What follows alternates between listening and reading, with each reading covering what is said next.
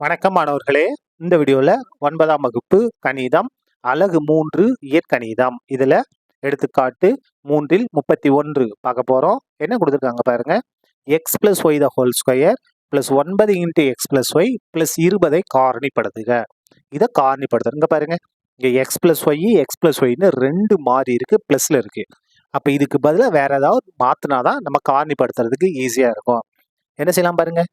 x plus y equal to m என்க. என்ன செய்ய போறோம்? இந்த x plus y இருக்க இடத்துக்கு நம்ம mன்னு மாத்திக்கிட்டோம்னா ஈஸியா இருக்கும். கொடுத்து இந்த இடத்த எழுதுங்க. x plus y அடுக்கு 2 plus 9 into x plus y plus 20 equal to பாருங்க. இந்த x plus yக்கு பதிலா என்ன மாத்திக்கலாம்? mன்னு மாத்திக்கலாம்.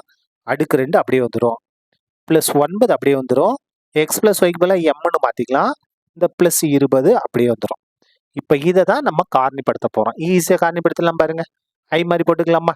m ஸ்கொயரோட கெழு 1, மாறிலி உறுப்பு 20. அப்போ ஓர் 20 20.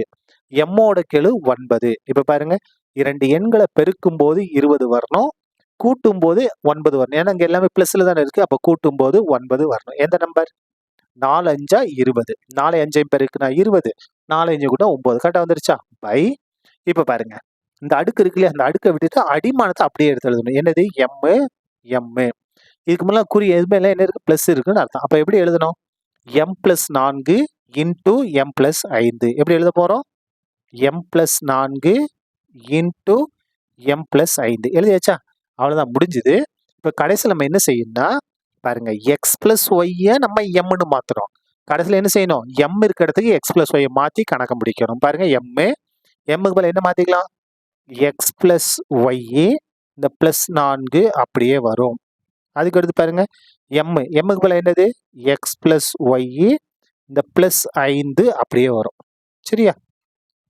அப்ப நமக்கு தேவையான காரணி என்னது? x plus y plus 4 into x plus y plus 5. சரியா? அவ்வளவுதான். இந்த கணக்கு முடிந்தது. நன்றி.